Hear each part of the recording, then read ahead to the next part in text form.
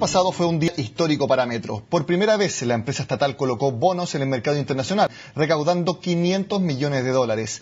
Esta emisión de deuda servirá para financiar la construcción de las líneas 3 y 6, proyecto que, según la compañía, es el más importante de toda su historia. Queremos conocer más detalles de este hito financiero y para eso conversaremos con Ramón Cañas, gerente general de Metro. Ramón, gracias por su tiempo en Agenda Económica. De estar ahí. Ramón, un poco usted lo mencionaba la semana pasada cuando anunciaron esta emisión. Tasa de 4,846% en el mercado internacional, similar al bono soberano de nuestro país. Cuéntame un poco cómo se construye esta operación y a la cual ustedes simplemente la califican como muy exitosa. Bueno, esto parte en la necesidad de Metro de financiar un tercio de su inversión. Hoy el plan de expansión de Metro es uno de los más agresivos de su historia. Estamos en el orden de 2.800 millones de dólares con las líneas 3 y 6, más proyectos de expansión, y un tercio de esos recursos los busca Metro en el mercado financiero, ya sea local o internacional. ¿Por qué dar el paso a buscarlo afuera? Dimos el paso de buscarlo afuera porque creíamos que teníamos una muy buena oportunidad, producto de los números de nuestra empresa.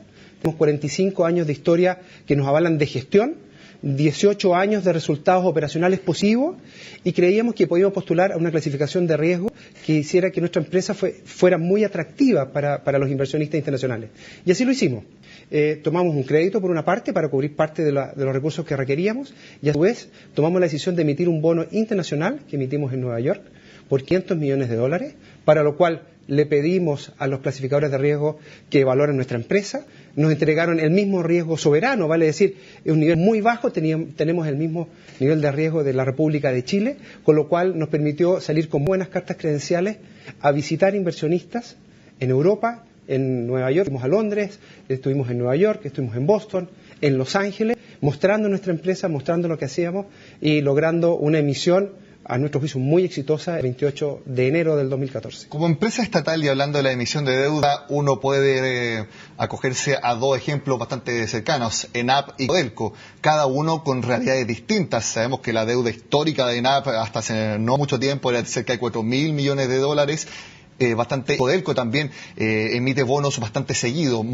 En ese sentido, ¿se pudo haber utilizado como referencias esas dos realidades para ahora otra empresa estatal como Metro a la hora de calificar esta emisión? Bueno, las empresas estatales sin duda son siempre una referencia que uno mira, tanto el nivel de riesgo como el nivel de interés que se está pagando por los bonos. Nosotros miramos el caso de ENAP, miramos el caso de Codelco. Que son bastante diferentes el uno del otro. Son empresas muy diferentes a las nuestras, en negocios muy diferentes, y por lo tanto el inversionista, si bien mira de dónde provienen, quiénes son los dueños, después rápidamente van a revisar los números, al final cuál es el potencial que tienen, el nivel de riesgo, la capacidad de desarrollo, la capacidad de gestión de estas empresas. Nosotros miramos ambas, como te digo, son empresas también del Estado de Chile y por lo tanto están en los mercados internacionales, pero rápidamente en las conversaciones con los inversionistas, tanto en presencia o telefónica, entrábamos rápidamente en los números del Metro de Santiago. Esos números del Metro de Santiago, ¿cuál es el factor que más pesa a la hora de evaluar? Porque uno piensa que el negocio, por así llamarlo, de Metro, es bastante privilegiado en el sentido de que es una demanda muy inelástica, es decir, con muy poca variación, incluso dependiendo del precio, los distintos horarios. En ese sentido, la operación de Metro es muy única en comparación a cualquier otro negocio en el cual una empresa puede operar. Bueno, tenemos que distinguir, yo diría, dos periodos de tiempo. Metro de Santiago tiene 45 años. Yo diría que hasta el 2007, que se integra al Transantiago, era una realidad. Y el 2007, al tener un sistema integrado de transporte, en donde las personas pueden combinar buses con metro, cambia la realidad del Metro de Santiago. Y cuando vemos el rol que cumplimos nosotros, el 61% de los viajes utiliza el Metro de Santiago. Vale decir, el 61% de los viajes en el día pasan en algún minuto, ya sea por el metro como único medio de transporte o combinación con alguno de los buses. Prácticamente tiene un público cautivo muy grande. Por lo tanto, nuestro rol en el transporte es clave. Somos el principal actor del sistema de transporte de la ciudad. Yo diría que eso es el primer punto. El otro punto muy relevante es la manera en que gestionamos el servicio desde el punto de vista financiero y económico. Metro de Santiago es de los pocos metros del mundo, de más de 500 millones de pasajeros, que no recibe subsidio del Estado para su operación. Y eso también es relevante. Quiere decir que como está diseñada la red, como se opera la red y la gestión del día a día, hace que Metro sea sostenible en el largo plazo desde el punto de vista financiero. No es una capa para el Estado su operación. Y por otro lado, nuestra historia. 18 años ya de resultado operacional positivo, una importante presencia local e internacional. Internacionalmente estamos entre los top 5, top 6, cuando nos comparamos con los metros grandes. Eran cartas credenciales importantes de negocio asociados al rating que nos fijaron las agencias de riesgo. Pero en ese sentido también, ¿cuánto ayuda a ustedes, dicen, la planificación financiera, el hecho de que tengan una demanda prácticamente fija todos los días? Bueno, ese es nuestro desafío diario. Por un lado, tener una planificación financiera, pero esto va acompañado de una serie de mejoras que estamos haciendo permanentemente en nuestro servicio. De hecho, cuando tú sacas los números un poquito rápido, uno dice, bueno, están financiando 1.300 millones de dólares, que es un tercio.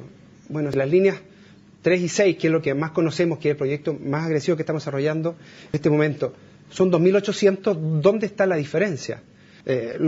Básicamente los 600 millones de dólares están en aire acondicionado, en escalas mecánicas, en ascensores, en trenes que hemos comprado, en proyectos de maximización de oferta, con señalización. En fin, permanentemente nos estamos haciendo cargo de esta demanda con sistemas, ya sea para mejorar nuestra oferta, de información a pasajeros, como lo hicimos hace pocos meses atrás.